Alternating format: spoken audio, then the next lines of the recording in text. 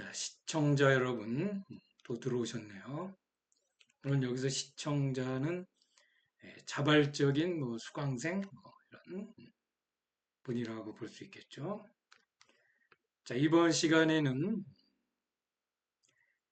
쌍대 개념을 통한 경제학 연습 중에서 여섯 번째 개념으로서 내생변수와 외생변수 이 두 개념을 대비시킴으로써 또 우리가 경제학을 이해하는데 상당히 지름길이 되겠습니다. 그래서 여기 써놨죠. 경제 모형 또는 이론이죠. 이론. 이론을 이해하는 데 있어서 매우 중요한 내생변수, 내생변수와 외생변수의 차이를 알아보죠. 그렇죠? 인디지너스, 익사지너스.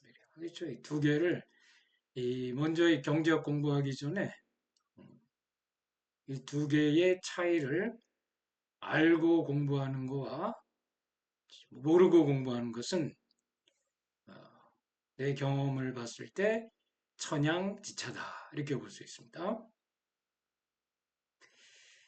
자, 먼저 우리가 하던 대로 문제를 제시하면 자, 피자에 대한 수요 곡선을 그릴 때 다음 중 어떤 것만 변한다고 가정하는가? 자, 소비자들의 기호, 소득 분배 상태, 쌀의 가격, 피자의 가격, 밀가루의 가격 이렇게 지금 돼 있는 아주 간단한 문제라고 볼 수 있고 많은 학생들이 이것을 맞출 수가 있어요. 그렇죠? 많은 학생들이 맞출 수 있는데 문제는 이런 단순한 그 문제 속에 경제 모형에서 말하는 모델에서 말하는 내생변수, 내생변수와 외생변수라는 개념을 가지고 풀면은 우리가 확실하게 풀 수가 있는 거죠. 자, 그래서 이 문제는 나중에 해설하기로 하고 또 여러분들이 이제 한 10초 정도 딱 보이죠? 10초 정도에 뭐 풀어보시기로 하죠. 자, 10초.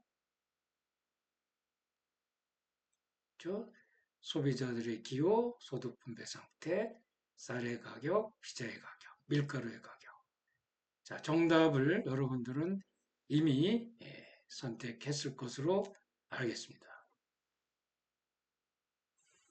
자, 이 문제를 풀기 위해서 알아야 될 내용은 경제 모델, 모델이죠. economic model. 모형이라고 해도 좋고요. 경제 이론이라고 봐도 되겠어요. 경제 모델. 자, 다른 사정이 일정한 한, 그죠? Other things being equal. 이렇게 이제 아, 쓰기도 하죠. 또 ceteris paribus 이런 개념들을 알아야 된다는 거죠. 그 다음에 이제 내생변수와 외생변수의 차이를 알아야 되겠습니다. 자, 경제 모델 대표적인 예가 뭐죠? 수요 공급 모형이에요. 수요 공급 모형. 자, 수요 공급 모형을 보면은 이 변수들이 나와 있는데 일단 이 그래프에서 보듯이 Q라는 변수가 있죠. 그 다음에 P라는 변수가 있죠. 그렇죠? 자, P. 자, 그리고 여러분들이 설명을 하지 않아도 여기서 내생 변수는 뭐구나. 이렇게 알 수가 있죠. 그렇죠? 모형 속에 벌써 내생 변수가 있어요. 자, 이 모형에서 보이지 않는 변수들이 있는데 그런 것들은 뭐가 되겠어요? 그런 것들은 외생 변수가 되겠죠. 그렇죠? 외생 변수. 그렇죠? 외생 변수.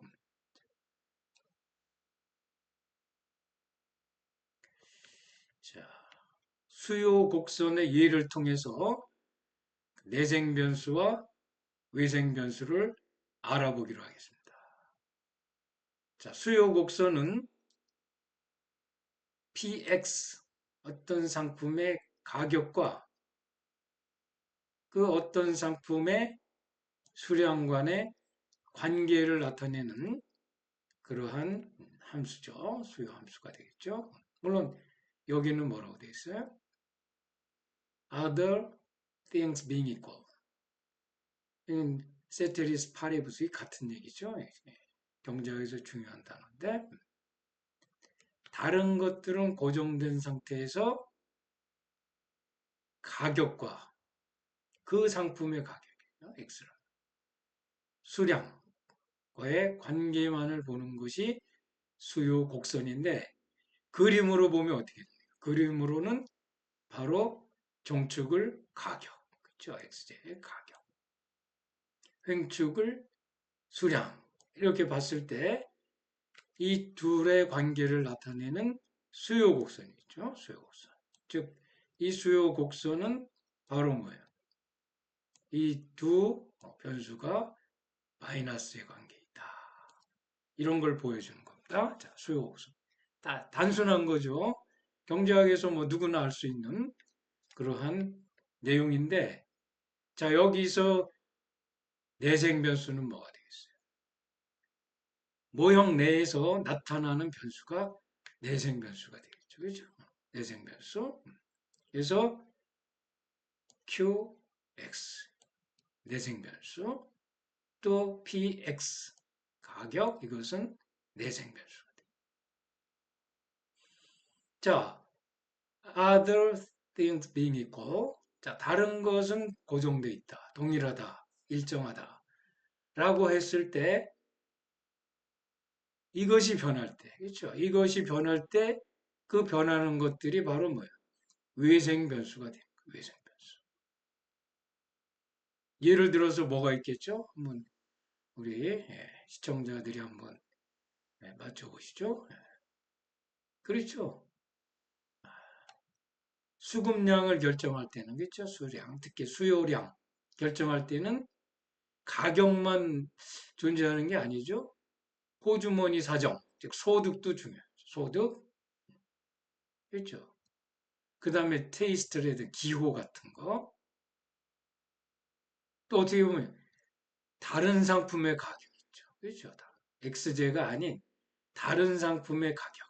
예를 들어서 이것이 짜장면이면 짬뽕의 가격 이런 것도 다른 거예요. 그러면 그런 것이 변하면은 뭔가 이 모형에 충격을 주겠는데 그러한 변수들이 바로 뭐가 되겠어요?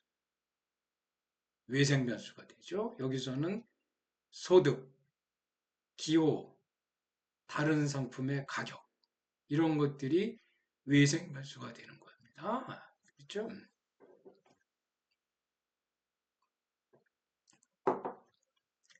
자, 이미 우리가 이제 외생 변수와 내생 변수의 차이를 우리 다 이해를 했죠.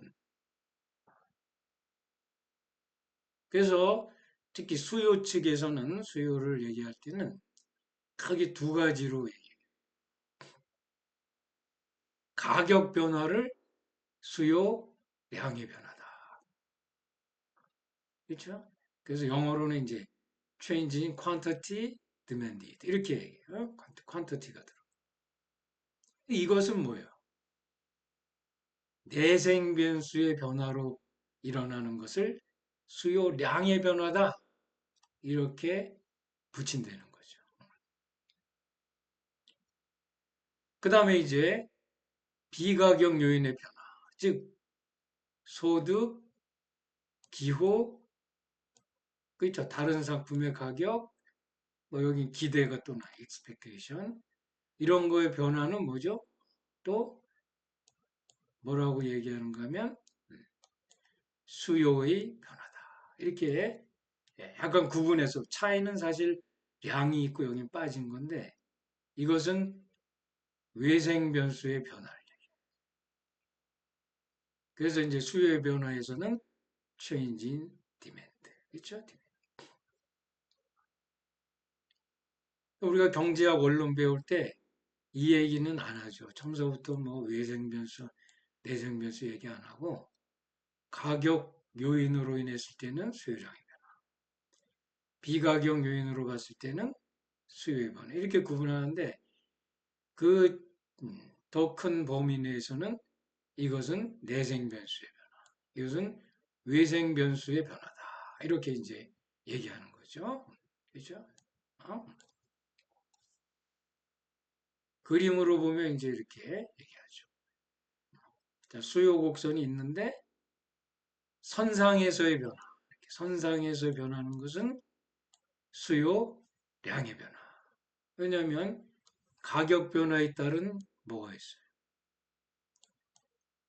수요의 변화죠. 그렇죠? 수요량의 변화죠. 수요량의 변화. 자, 그래서 선상을 이동하면서 변하는 것은 수요량의 변화. 근데 예를 들어서 소득이 증가했다 했을 때는 뭔가 이 가격은 그대로 있는 상태인데 수요가 증가했다. 응? 수요. 그럼 뭐예요? 가격은 그대로인데 수요가 증가했다. 그럼 선 자체가 이동한 거다. 이렇게 보는 거죠. 그래서 이 그림에서 A에서 이제 B로 간 것은 내생 변수의 변화로 볼 수 있고 A에서 C로 간 것은 뭐예요? 외생 변수의 변화. 이것이 소득이 됐든 기호가 됐든 기대가 됐든 그런 외생 변수의 변화로 인한 이동, 그렇죠? 선 자체의 이동이다. 이렇게 이제 우리가 볼 수 있는. 그래서 이 간단한 그림 속에서 내생 변수와 외생 변수 구분을 하게 되면 그것은 굉장히 좋은 우리가 포인트가 되겠죠. 캐치 포인트가 되겠죠. 자, 이것은 뭐 어떤 모형에서도 다 적용되는 얘기가 되는데 거시경제학에서도 총수요, 총공급 모형이 있어요. aggregate demand, aggregate supply. 근데 여기서는 이제 보면 이 모형을 보면은 종축은 이제 물가가 되겠습니다. 물가. 횡축은 실질 산출량, GDP 같은 게 돼요. 자, 여기서도 총수요 곡선이 있고 총공급 곡선이 있는데 자, 여기에 내생 변수는 뭐가 되겠어요? 내생 변수는 물가와 실질 산출량 Y가 되는 거죠. 그렇죠? 내생 변수. 물론 외생 변수는 이제 뭐가 되겠어요? 통화량이라든가 정부 정책이라든가. 그렇죠? 만약 통화량이 증가하면 어떻게 되겠어요? 그렇죠? 이렇게 이동을 가. 수요, 총수 곡선이 이동하겠죠. 그래서 그걸 통해서 우리가 통화가 증가했을 때 물가가 어떻게 변하는지, 또 실질 산출량은 어떻게 변하는지, 그렇죠? 그것을 이제 보는 거죠. 뭐 이 경우는 이제 둘 다 증가했겠네요. 증가하고 여기로 가니까 증가. 이렇게 해서 이제 우리가 경제 분석을 하게 되는 거죠. 그래서 어떤 그림이 나왔을 때 여러분들은 내생 변수와 외생 변수가 항상 있다는 걸 염두에 두고 그 외생 변수, 그러니까 뭔가 그거에 따른 어떤 영향이 있는가 여기에 포인트를 맞춰서 공부하게 되면 우리가 쉽게 이해할 수 있어요. 그렇죠? 특히 이 경제 분석에 있어서는 내생 변수보다 외생 변수의 효과가 굉장히 중요하고 또 현실에서 그런 외생 변수의 변화가 주는 이펙트 이거를 공부하게 되는 겁니다. 그래서 우리가 이 부분을 알아야 된다. 이 경제학의 기초 분야를 지금 쌍대 개념을 통해 설명하고 있는데 일곱 번째인가요? 지금 이게 여섯 번째인가요? 여하튼 여섯 번째 개념으로서 내생 변수와 외생 변수를 강조하고 있는 거죠. 자, 그럼 다시 문제로 들어가서 보면은 자, 이 문제 여러분들 다 맞췄을 거예요. 몰라도 뭐 피자에 대한 수요 곡선을 그릴 때 다음 중 어떤 것만 변한다. 수요 곡선이니까 뭐예요? 수요 곡선. 그렇죠? 이렇게. 피자의 가격, 피자의 수급량, 수요량. 그러면 수요 곡선이 이렇게 되죠? 수요 곡선. 당연히 내생 변수는 뭐? 이 두 개죠. 그리고 내생 변수를 가지고 관계를 그렸는데 거기에 보면은 뭐예요? 피자의 가격. 이죠, 이제. 이것만 변한다고. 다른 것은 뭐죠? 세트리스 파리우스. 이 외생 변수들이 외생 변수. 외생 변수. 이 외생 변수들이 변할 때 수요 곡선이 어떻게 변하는지, 이쪽으로 가는지, 이쪽으로 가는지, 증가하는지, 감소하는지, 그걸 공부하는 것이 여러분 가지고 있는 경제학 원론책, 미시경제학 책에 한 예를 들어서 한 200페이지, 300페이지를 차지하는 이러한 것들에 대한 얘기를 그렇죠. 예를 들어서 쌀 같은 경우는 피자하고 뭐야? 대체제 관계, 대체제, 그렇죠? 이런 것들이 이제 나오는 거예요. 응? 그래서 그런 것들은 전부 내생 변수에 관한 건지 외생 변수에 관한 건지 그 현 주소, 그 주소를 파악하면은 우리가 이해하기가 쉽다는 얘기죠. 그래서 그 이 내용은 이미 설명했기 때문에 읽어보면 되겠죠. 자, 그 다음에 약간 좀 뭐 수준을 좀 시간을 좀 걸리게 만드는 문제가 있죠. 이렇게. 이 문제도 보면은 뭐 이렇게 이제 하면은 좀 뭐 어렵게 느껴지죠. 근데 여기서 여러분들 딱 봤을 때 이 문제는 무엇을 지금 묻고 있느냐. 지문을 보면 내생 변수, 외생 변수 이렇게 되잖아요. 우리 여기 이제 문제에도 나와. 아, 외생 변수와 내생 변수를 구분하는 문제구나. 딱 들어오면 뭐 100이나 뭐 20 이런 건 신경 쓸 필요도 없어요. 그냥 수요 공급 모형 딱 그죠. 가격 뭐죠? 여기는 수량 P와 Q잖아요. 아 여기에 내생 변수는 뭐예요? P와 Q구나. 볼 거 없어요. 내생 변수 P와 Q죠. 다른 거는 다 뭐예요? 전부 뭐예요? 외생 변수예요. 여기 다른 게 또 들어가 있어도 응? 뭐가 다른 걸 넣어놔도 응? 응? M 여기 N을 넣어놔도 뭐 그건 다 외생 변수예요. 뭔지 몰라도 하여간 이 내생 변수 두 개 이외에는 다 외생 변수. 그러니까 외생 변수가 돼요. 이거는 왜 틀렸어요? 이게 들어. 외생 변수가 내생 변수죠. 그렇죠? 이거 이제 잘못돼. 응? 여기서 뭐지? 이게 잘못돼. 그리고 이거는 다 완전히 뭐 외생 변수네. 반대로 해놨네, 반대. 자, 자, 이것도 내생 변수, 외생 변수를 이해하면 바로 풀 수 있는 문제가 되겠습니다. 자, 여기서도 마찬가지예요. 아까 총수요, 총공급 모형 나왔죠? 여기 뭐 물가. 여기는 뭐예요? 실질 산출량이죠. 그렇죠? 산출량. 그럼 여기는 외생 변수만 올바르게 나열한 거죠. 그럼 물가와 실질 산출량을 뺀 거. 예를 들어서 M, G, T, W 이거 다 뭐예요? 이런 거는 뭐예요? 외생 변수가 돼요. 의생 변수예요. M, G, T, W. 그렇죠? 자, 다시 한번 강조하지만 거시기 경제학에서 물론 이것도 중요해요. 그렇죠? 이 총수요 총공급 모형에서 교차점에서 물가가 결정되고 실제 산출량이 결정된다.